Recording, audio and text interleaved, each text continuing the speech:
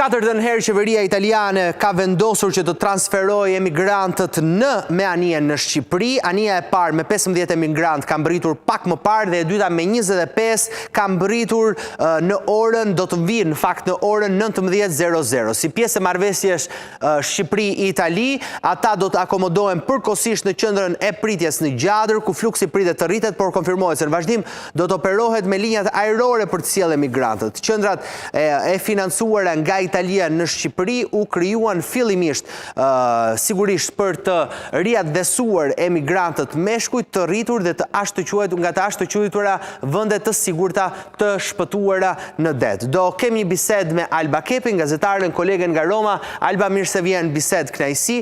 Luan Hallulli, si përmarrës, do t'jetë gjithashtu në bisedë. Mirë se vjen, Luan.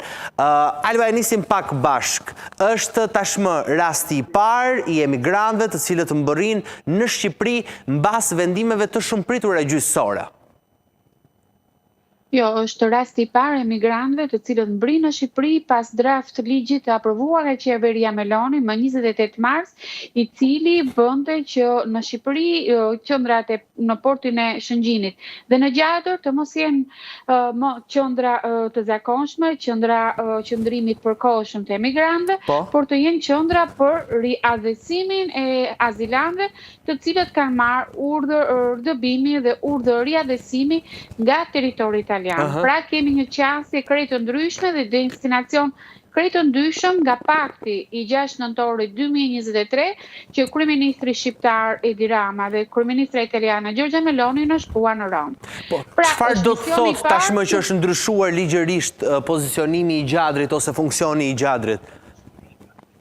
Së pari do të thotë se koha e qëndrimit të tyre nuk respekton më paktin e 6 nëntorit 2023, i cili parashikonte një afat kohor maksimumi 28 ditë, tashmë mbritja e emigrantëve të cilët kanë marrë urdhër dëbimi, sipas legjislacionit evropian dhe padyshim dhe kombëtar italian, koha e qëndrimit të tyre në këto qendra që quhen CPR, pra qendra të qëndrimit për riadhesim, afati kohor i qëndrimit të tyre do të jetë 18 muaj. Kjo do të thotë se kemi krejtësisht një qasje krejt ndryshe, pra nuk kemi të bëjmë më me emigrantët cilët vinë në pritje për të marrë përgjigjen pozitive apo negative nga gjykatat italiane për kërkesat e tyre për azil, por kemi të bëjmë me emigrantët cilët e kanë marrë vendimin gjyqësor, janë emigrantët cilët kanë marrë urdhër dëbimi nga territori italian dhe rrjedhisht edhe nga një territor europian dhe janë në pritje të një riadhesimi. Me pak fjalë duhet shpjeguar praktikisht, sistemi italian është i dështuar në një praktik të tillë, pasi numri i personave të cilët kanë marrë urdhër dëbimi në territorin italian është shumë i lartë nga aftësia e qeverisë italiane për të riadhesuar ata në vendet e tyre të origjinës. Që do të thotë se me shumë gjasa dhe këto emigrantë të cilët do të sillen në Gjadër janë emigrantë të cilët vërtet do të qëndrojnë 18 muaj, por mund të qëndrojnë dhe më gjatë, pasi sistemi italian ka mjaft deficite në zbatimin e kësaj praktike. Përse është kjo deficit, pra kjo gjë që nuk arrin dot t'i riadhesojnë? Për faktin e parë, sepse kosto e riadhesimit të emigrantëve është shumë e lartë. Do me thonë, riadhesimi një emigranti pasi ka marrë një urdhër dëbimi në territorin europian dhe në territorin italian, bëhet përmes fluturimeve, bëhet përmes personave të cilët dhe shoqërojnë, ku kemi të bëjmë me persona me urdhër dëbimi me rrezikshmëri të lartë dhe flas për persona të akuzuar për lidhje me terrorizmin internacional apo të lidhur me terrorizmin fetar apo me anarkizmin apo persona me një sketë penale mjaft shqetësuese.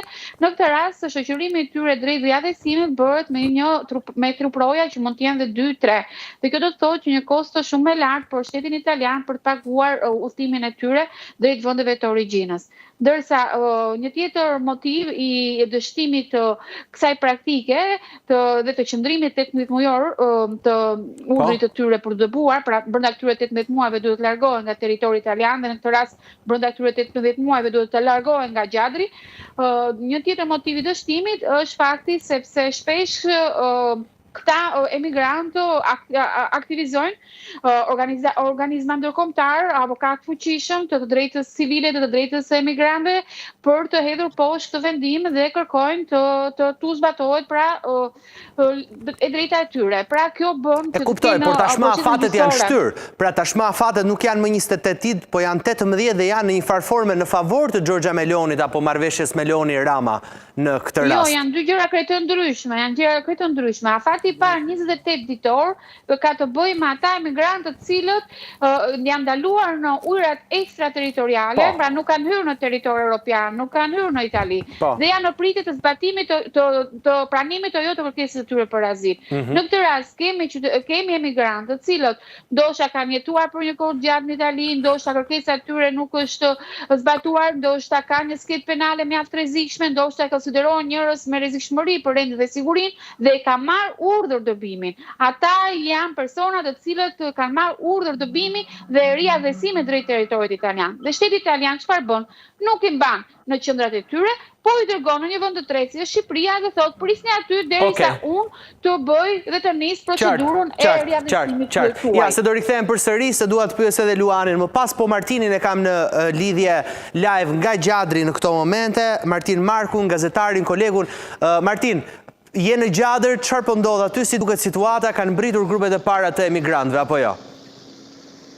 Flori, të përshëndes, në fakt jam në Shëngjin, akoma nuk janë nisur emigrantët drejt Gjadrit. Po, në fakt prej një oret pas mbritjes së kësaj anije, pra anijes ushtarake italiane Libra, ashtu siç bërën edhe në 3 kontingjentet e mëparshëm të emigrantëve edhe kësaj radhe, pra këto emigrante jashtëligjshëm të cilët ju është refuzuar tashmë azili në Itali, mbriten ditën e sotme, pra rreth orës 16 në portin e Shëngjinit, akoma janë në bordin e anijes, pritet që pas pak minutash, pas një procedure të përshpejtuar që bojnë pikërisht në vendin tonë, të nisen më pas me autobus drejt kampit e Gjadrit, aty ku duhet periudha kohore 18 mujore që të bëhet pra si procedurë shtesë apo procedurë e re për sa i përket riadhësimit të këtyre emigrantëve pasi jo është refuzuar pra në Itali kërkesa për azil. Megjithatë ne jemi këtu në pritje, gjithçka është okay, ka shkuar gjithçka mirë, ishte parashikuar që të mbrinte në orën 17 në fakt anija, më herët ishte lajmëruar edhe nga mediat italiane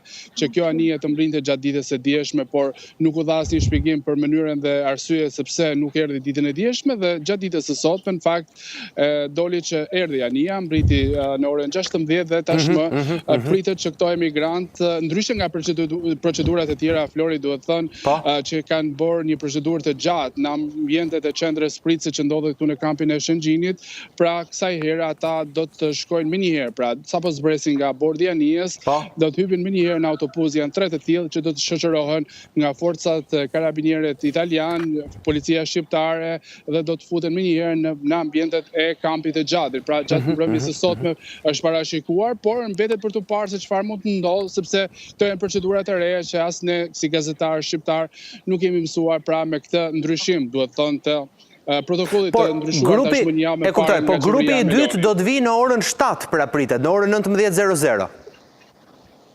Në fakt, me sa duket kjo është një keq kuptim, Flori, për shkak se më herët na është komunikuar që do të jetë një kontingjent tjetër që do të mbrinte sonte në orën 7, po me të njëjtën anije, por me sa duket janë 40 emigrantë që kanë mbritur, pra me të njëjtën anije, pra me anijen Libra dhe nuk do të ketë një kontingjent të dytë, është parashikuar që të jetë javën tjetër, pra do të ketë një tjetër kontingjent që do të vijë javën tjetër dhe jo sonte në orën 7. Si ka qenë gjendja e tyre në momentin që kanë mbritur, Martin?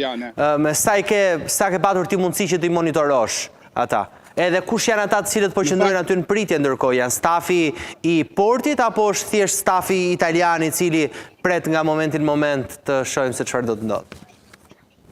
Në fakt, Flori, pas shpinës time janë gazetarët shqiptar, gazetarët italian për të ndjekur me shumë interes edhe mbritjen e këtij kontingjenti të radhës të emigrantëve, gjithashtu edhe stafi i portit të Shëngjinit që gjithmonë ka qëndruar në gatishmëri sa i takon edhe kësaj pra marrëveshje tashmë mes Shqipërisë dhe Italisë dhe disa metra me tutje nëse mund ta dallohet, po është një perimetër shumë i gjatë, i largët, është anija e cila është ankoruar në port, janë forcat karabiniere, janë stafet italiane që janë në pritje të zbarkimit të këtyre kontingjentit të radhës, pra të 40 emigrantëve, të cilat kombësia duhet përmendur edhe kjo, Flori, nuk dihet ende, pra nuk ka informacione as nga mediat italiane, të cilët kanë qenë më të updateuar dhe me informacionet, po ashtu asnjë nuk kemi arritur të marrim informacione se nga cilat vende janë këta emigrantë të cilët tashmë kanë ju është refuzuar azili dhe pritet që të ketë atë procedurat e tjera pra për riadhësimin e tyre që do të bëhet pikërisht në kampin e Gjadrit. E kuptoj. Mirë, të shohim atëherë për ta diskutuar dhe pak me Luan,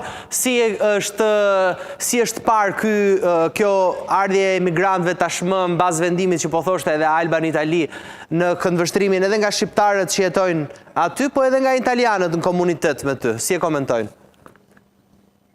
Është një lloj, faleminderit për ftesën, përshëndes edhe Albën edhe ju, edhe punë të mbarë, por unë besoj të këto do kenë të njëjtin fat si imigrantët e tjerë që janë kthyer mbrapa. Se janë kundrejt me ligjin evropian, kundrejt me kushtetutët e ligjit evropiane, edhe këto destinacione këtyre do jetë. Pra ti mendon që edhe këta do kthehen përsëri në Itali? Po, nuk mund të ndrohen ligjet sa herë që don Meloni ose sa herë që don Rama ose kushtetuta të ndrohen. Kushtetuta e pare duhet të respektohet nga qeveria, domethënë nga maggioranca që është tash, edhe kushtetuta është një ligj në vete. Nuk mund të bësh ti se je kryeministri i Italisë, kryeministri i Shqipërisë ndrosh ligjet e kushtetutës e Komunitetit Evropian që janë gjatë të kushtetutës, edhe të ndrosh ti destinacione, cambiamente destinacione d'uso e themine, edhe sa herë të duash ti ndrosh. Kjo ka vetëm një arsye, edhe nga media italiane, edhe nga populli italian, këto janë vetëm broçka, janë vetëm gjëra që janë bërë tra Meloni, qeveria Rama. Edhe këto do kenë fatin, këto emigrantë do kenë fatin, siç kanë pasur fatet e tjerë të emigrantëve që kanë ardhur gjatër. Sa do që të mundohen, ligjet janë ligje. Ligji respektohet. Ligji respektohet maggioranca e pare masë ne minoranca. Ju e dini shumë mirë që Matteo Renzi, ish kryeministri i Italisë, ishte në kampin, edhe e ka parë edhe kampin, edhe ka studiuar, edhe ka thënë që nuk është ky një vend për emigrantët, si do që t'jenë do neutral, do pa neutral, do t'i kapin domethënë në vendet ku nuk janë në territorin evropian. Këto ka një destinacion që është vetëm Italia. Nuk mund të transportohen në me një vend tjetër të tretë. Sepse ka bërë marrëveshje Edi Rama me Melonin. Kushtetuta e një shtetit, kushtetuta e ligjet evropiane janë të ndryshme. Jo të paret që ishin 28 ditë, edhe këto të tjerët janë 18 muaj, edhe do shohin procedura ndryshme. Për mendimin tim, destinacioni këtyre do jetë prap, ja këtu do jemi, do jetë Italia. E kuptoj. Alba, për mendimin e ti, do t'jetë përsëri Italia, thot, nuk do të ndryshoj diçka, pavarësisht se ligjet ndoshta aprovohen, po Europa ndërkohë ka rregullat e saj, thot Luani. Edhe të them edhe, kërkojmë pjesë, të them edhe gjë tjetër. Po. Ky do të jetë edhe ka rrezik shifen qofsherje nga mbrapa, këto domethënë maggioranca, Shqipëri, maggioranca Itali, mund të fshehen në gjë që mund të jetë edhe një burg për gjithë shqiptarët që e kanë dënimin në Europë kudo për të kthyer në atë vend në gjatë. Pra ti e beson këtë deklaratë të Rensit që ka dhënë Euronews që mund të jetë një alternativë që të kthehen, pra të shfrytëzohet për të burgosurit shqiptarë që jetojnë në Itali. Shqiptarë që jetojnë në Itali, që jetojnë jashtë. Po, Alba, ligjërisht është e mundur që ndronë në rrafshin në komunitetin e gazetarëve, komentohet kjo? Ne presim një vendim të gjykatës Luksemburgus, e cila duhet të japë vendimin apo mendimin e saj mbi çështjen, nëse e presim në fund të prillit, në fillim të majit. Brenda majit besoj do të kemi një vendim të gjykatës Europiane të Luksemburgut mbi këtë që tha Luani. Do të kemi një vendim të qartë nëse pakti Meloni Rama ka respektuar normativën europiane, nëse Shqipëria si vend i tretë dhe vend jo antar i BE-s mund të përdoret për të bërë edhe për të pritur emigrantë të cilët të kërkojnë strehim edhe kërkojnë azil në një vend europian si është Italia. Por kujdes, në këtë rast kemi edhe një manovër mjaft strategjike të qeverisë Meloni dhe jo më kot ajo ka bërë draft ligjin e 28 marsit, pasi duke kthyer në QPR, ajo tashmë nuk e vën në diskutim faktin se merr emigrantët në mes të detit për pa hyrë në ujërat italiane dhe i sjell në një tokë jo antare të BE-s si Shqipëria, por merr emigrantët e vet, të cilët i ka dhënë urdhër dëbimi. Dhe kjo duhet nënvizuar dhe gazetarin shqiptar e ftoi ta nënvizoj. Nuk është puna se vinë emigrantë të cilët i është refuzuar kërkesa. Janë emigrantë të cilët kanë marrë urdhër të binë nga territori italian dhe janë për riadhesim. Jo më kota fati qëndrimit të tyre është 18 muaj. Për të sqaruar vonesën e tyre 24 orë, duhet të mbrinin që dje, unë e kam raportuar që dje në mënyrë ekskluzive që do mbrinin që dje, por nuk kanë mbërritur pikërisht pasi aktivist, qytetar italian, aktivist italian, antar të shoqatave të ndryshme që merren me mbrojtje të drejtave të emigrantëve. Politikanë të opozitarizmit të Melonit kanë protestuar dje përgjatë portit të Brindizit dhe pranë qendrës së kampit të Brindizit, ku janë seleksionuar këta emigrantë, pasi është bërë një seleksionim i tyre për të zgjedhur këta 40 persona, 40 emigrantë për t'i çuar në anijen Libra dhe më pas për t'i nisur drejt Shqipërisë. Dhe ka pasur protesta dhe kjo ka shkaktuar vonesën e tyre 24 orë. Sa i takon lajmi të gabuar se ndoshta vinë dhe 25 të tjerë dhe këtë mediat shqiptare nuk e kuptuar mirë. Unë dje kam thënë në mënyrë ekskluzive dhe dje, pasi ishin përgatitur 2 anije për të nisur. E para ishte me 15 emigrantë dhe e tjetra ishte me 25 emigrantë. Por protestat në portin e Brindizit, protestat brenda QPR-s, që do thot qendra e qëndrimit për riadhesim e Brindizit, bën që ata të vononin nisjen dhe madje për të garantuar rendin dhe sigurinë, kompetenca e rendit dhe sigurisë në atë territor ju kalua jo prefektit më, flas për zonën ku ndodhet kampi dhe zonën ku do të kalonin emigrantët për të nisur me anije, kaloi nga prefekti i Brindizit, ku është praktika normale, i ka kaluar si detyrë Ministrisë së Brendshme italiane, pikërisht për të garantuar rendin e sigurisë dhe prekupimin për të mos pasur protesta, për të mos pasur rrëmuja. Dhe nëse keni përcjell dje, unë po ja them me pak fjalë, dje në murin e portit të Brindizit ka qenë një plakat e madhe gjigande kur ishte shkruar: Brindizi nuk haron të mbyturit në det, Brindizi nuk haron kampet në Shqipëri, Brindizi nuk haron viktimat në Mezeut, Brindizi nuk haron torturuesit e emigrantëve, dhe ishte një e qartë e protestave që ata qytetarë po bënin. Dhe aty në Shëngjin, unë jam shumë e sigurt se ka jo vetëm përfaqësues të autoriteteve të sigurisë dhe rendit italian, por ka dhe përfaqësues të politikës së majtë italiane. Sipas informacioneve të mia, janë përfaqësues të asaj që ne këtu e quajmë tryeza azil emigracion, pra është një tryezë pune me eksponent të përbërë nga deputet, senator dhe aktivistë të drejtave civile, ka dhe përfaqësues të politikës së majtë italiane, kryesisht nga e majta e Jeshilt dhe nga Partia Demokratike. Pra, vëmendja e politikës italiane është edhe opinionit publik, mediatik, është mjaft e lartë anë ato qendra, gjë që unë nuk e gjej të pajtueshme dhe nuk e gjej me të njëjtën ritëm, e kam thënë dhe me ty disa herë, e përsëris dhe nuk do pushoj ta përsëris, gjej të papajtueshme që ka një heshtje totale nga opinioni publik shqiptar, nga politika shqiptare dhe mbi të gjitha dhe nga qeveria shqiptare. Edhe nga opozita. Edhe nga opozita, e kuptoj. Po pse mendon? Alba, jo, duhet ta bëjmë vetëm pak bashkëbisedim në këtë pikë. Pse mendon që duhet shqetësohet dhe politika shqiptare në këtë sferë, ose qytetari shqiptar? Pse? Ja, aty duhet të dilja, pasi në 6 nëntor 2023, në Palazzo Chigi, në selinë e qeverisë italiane, kryeministri shqiptar Edi Rama, kryeministri italiane Giorgia Meloni, ka nënshkruar një marrëveshje ndërkombëtare. Kjo marrëveshje ndërkombëtare ka 2 palë. Palën shqiptare, palën italiane, ka normativat, ka të gjitha ato që kanë parashikuar të 2 palët dhe janë dakordsuar, më pas e kthyer në ligj. Dhe ti, gati 2 vite mbas kësaj marrëveshje apo 1 vit e gjysmë, në mars të 2025-sh, bëhet ndryshimi i këtij pakti, kësaj marrëveshje ndërkombëtare, duke u ndryshuar vetëm nga njëra palë, duke u ndryshuar vetëm nga qeveria Meloni. Nga ana e palës shqiptare ne kemi të gjithë të drejtën tonë, jo të abuzojmë, po të aludojmë çdo lloj mendimi. Si ka mundësi që nuk ka një deklaratë nga ana e qeverisë shqiptare, kanë paranuar, ja kanë dakordsuar me këto ndryshime që ka bërë qeveria Meloni. I bën me gjithë vendimet vet. I merr gjithë vendimet spytaciare. dhe mbi gjitha është një pakt I cili ka një afat kohor absolutisht të gjatë, 5 vite plus 5 vite. Pra, A e kemi në Kosto këtë? E ka Shqipëria Kosto këtë?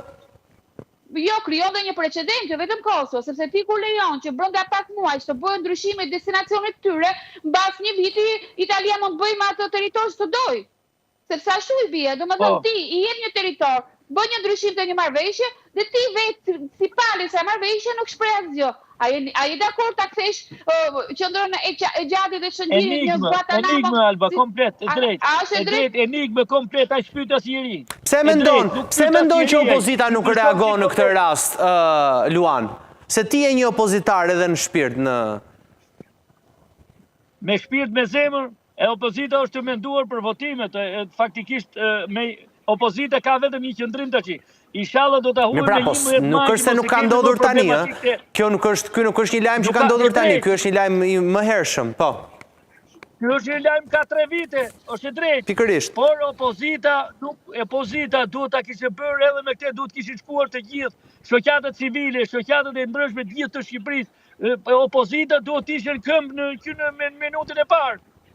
Po ka në gjë që nuk shkondu, sepse ka në marrëveshje, me mendimin tim. Pra ti mendoj që ka një marrëveshje, ky është dyshimi që të lind. Ka një marrëveshje, sepse nuk mund bëhet, do më thotë të ndigjojmë, çfarë do bëjë Edi Rama në Shqipëri.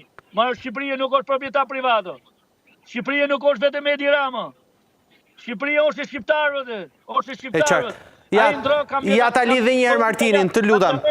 Jo, shumë mirë, po për ta lidhur dhe një herë me Martin. Martin, ka një ndjen ndonjë lloj tensioni ti në atë zonë edhe nga qytetarët përreth, sepse është një revolt që I del edhe Luanit edhe Albës instinktivisht, pra pse nuk ka një reagim të fortë. Ndërkohë, nuk e di si e shet ti vet kur shkon aty në terren, kur e ndjek nga... Më sill një audio regjia të Martinit, po. Dhe nuk ka patur në fakt reagime të mëdha siç I mësuar ndoshta për shumë kauza të ndryshme ketë, por në fakt duhet të thonë që ka patur reagim nga demokratët, pra nga opozitarët në qytetin e Lezhës. Në fakt ka qenë deputetja Lindita Metalia që ka reaguar disa herë nëpër media të ndryshme, ka qenë pjesë edhe shumë aktivistëve që kanë qenë që kanë protestuar këtu, kanë qenë një grup të rinj qoftë shqiptar, por qoftë edhe italian që kanë reaguar her pas here. Pse kanë reaguar? Ku është baza e tyre kryesore e reagimit? Pra çfarë I shqetëson ata më shumë? Vendimi I marrë, siguria? E para ka qenë siguria, Flori, duhet thënë, dhe e dyta ka qenë vendimi I marrë pasi shteti shqiptar me sa duket e ka bërë një marrëveshje pa u konsultuar me asnjë nga qoftë edhe banorët e zonës aty, sepse ne që në kryet e herës në fakt ka patur një skepticizëm nga banorët e Gjadrit, po ashtu dhe nga banorët e Shëngjinit. Gjitha mbi masat e sigurisë, si do të jetë, pra nëse do të ketë një siguri të lartë, nëse këto emigrantë të cilët paraqesin rrezikshmëri të lartë, mund të rrezikojë që të dalin nga kampi, por në momentet që panë që ndërtimi I këtij kampit ishte goxha I lartë, pra muri rrethues ishte gati 7 metra dhe normalisht qeveria italiane do të ishte kujdesi pikërisht për këtë kamp, atëherë disi banorët u qetësuan dhe arritën që ta menaxhonin apo ta shfrytëzonin thonjza zonën e tyre, pra për të dhënë edhe banesë të tjera. A ka dalë ndonjë prej emigrantëve deri tani në këto raste? Pra ne në këto raste I kemi patur shumë të shpejta, kanë ardhur dhe kanë ikur edhe brenda ditës, po deri tani ka patur ndonjë precedent I cili është komentuar nga qytetarët, sepse në rastin e fundit, ashtu siç po na thoshte edhe Alba, nuk do të kemi më 28 ditë afat limiti, po do të jetë 18 muaj. Tashmë çfarë do të bëjnë ata emigrantë në këto 18 muaj? Do rrinë vetëm mbyllur në ato ambiente, Martin? Në fakt në informacionet që unë kam, për 18 muaj këto emigrantë do të jenë ndryshe nga ajo se çfarë është parashikuar në marrëveshjen e bërë mes Ramës dhe Melonis, pra mes dy qeverive. Do të ketë një tjetër qasje, pra qoftë qëndrimi në ambientet e brendshme, për të cilat ata pra e para nuk janë në dieni, me sa informacione kam unë, nuk janë në dieni për transferimin e tyre që është bërë, pra dobimin e tyre që është bërë, siç e tha dhe kolegja më parë. Por sa I takon mënyrës se si ata do qëndrojnë, do të jetë disi më izoluar, pra nuk do të jetë ajo siç është parashikuar pra me emigrantët që vitin me herë. Pa një autobus që hyri brenda, Martin? Është autobusi I cili po pret. Po. Po pret emigrantët? Janë autobusë edhe të stafeve që hynë dhe dalin Flore, por autobusët të cilët do të marrin emigrantët janë tashmë që prej orës 16 brenda në ambientet e portit dhe pritet nga momenti në moment. Në fakt edhe ne këtu jemi në pritje, gazetarët shqiptarë dhe gazetarët italianë që për pritur atë momentin e largimit nga qendra e pritjes të në Shëngjin për të drejtuar më pas Gjadrit. Të lutem përfundoje, Pjesa e banorëve, aty ku janë të paqartë, banorët janë për mënyrën dhe qasjen që jo bori shteti shqiptar me shtetin italian pra të këtyre emigrantëve, qoftë në kontingjentin e parë, të dytë, por edhe në kontingjentin e tretë, i cili u largua dhe tashmë kemi një kontingjent të katërt, i cili është ndryshe nga i pari. Pra janë persona të cilët me informacionet që unë kam, kanë precedent penal, pra janë persona të cilët ju është refuzuar pikërisht ky azil, dhe tashmë janë shteti jonë shqiptar i cili pra për të mos u mbyllur këto qendra, pra qendra e Shëngjinit dhe qendra e kampit të Gjadrit, qeveria Meloni bëri këtë draft marrëveshje apo ndryshim të draftit në Parlamentin shqiptar. Unë jam plotësisht dakord edhe me parafolësit sepse Meloni po shef territorin shqiptar tashmë si pronë të saj dhe normalisht do ta shfrytëzojë në çdo lloj mënyret për të sjellë ato emigrantë të cilët pra ka nisur pra si procedurë tashmë dhe mbetet Gjykata Evropiane për Drejtat e Njerëzit Florit që do të japë një vendim përfundimtar se çfarë do të ndodhë me këto emigrantë. Qoftë për marrëveshjen e nënshkruar më herët, qoftë edhe për këtë ndryshim të protokollit të qeverisë Meloni. Mirë, do shohim atëherë se çfarë do të ndodhë, se besoj e zauruam si bisedë edhe nga në rrafshin ligjor edhe në reagimin qytetar, edhe me ngjarje se çfarë po ndodh atje në portin e Shëngjinit dhe komunitetin shqiptar. Falenderoj shumë Luanin, falenderoj shumë edhe Martinin. Përpara se ta shkopus Luanin, nuk e di nëse ma jep regjia edhe një herë Luanin, se do ta vazhdoj lidhjen me Albën, do ndalemi tek rasti i Ilaria Sulës. Nuk e di nëse e kam në lidhje. Do doja në fakt të kisha edhe një opinion si një qytetar shqiptar i cili nuk është marrë me lajmin, po si e ka parë zona ku ai ka jetuar pikërisht për sa i përket edhe kësaj lidhje, sepse do të vazhdoj me rastin e Ilaria Sulës, 22 vjeçares, e cila është vrarë brutalisht nga partneri i saj, 23 vjeçar, i dashuri i saj, 23 vjeçar, i cili është pranuar tashmë, ka pranuar në polici, hetimet sigurisht kanë vijuar, është gjetur vendi, është gjetur trupi, është gjetur vendi ku është hedhur valigja në cilën ai kishte fshehur trupin e pajet të Ilaria Sulës, e cila është shoqëruar për në banesën e fundit pikërisht në fillim të kësaj jave. Kanë qenë momente të dhimbshme, momente të trishta, një feminicid i fort, një rast i cili ka ngritur në këmbë të gjithë Italinë. Kemi një sër rastesh ku janë vrarë vajza edhe gra, po ndërkohë nga ana tjetër kemi patur edhe rastin e Ilarias që pikërisht atëherë kur diskutohej në parlament për një ligj mbi feminicidin, ndodh një rast i tillë. Një rast i cili ka shkrirë zemrat e gjithë shqiptarëve, ka lënduar, ndoshta edhe ka vrarë zemrën e një nënë, një babaj dhe një vllaj të cilët e kanë përcjellur Ilarian për banesën e fundit, por kanë gjetur guximin për të folur edhe për media dhe për të kërkuar drejtësi. Atëherë, unë do ta mbyll këtë pjesën e parë, do të rikthehem direkt pas pak me rastin e Ilarias. Vetëm pak publicitet, Alba Kepi do të qëndrojë me mua për të më sjellë gjithë të rejat e fundit nga rastin fjalë.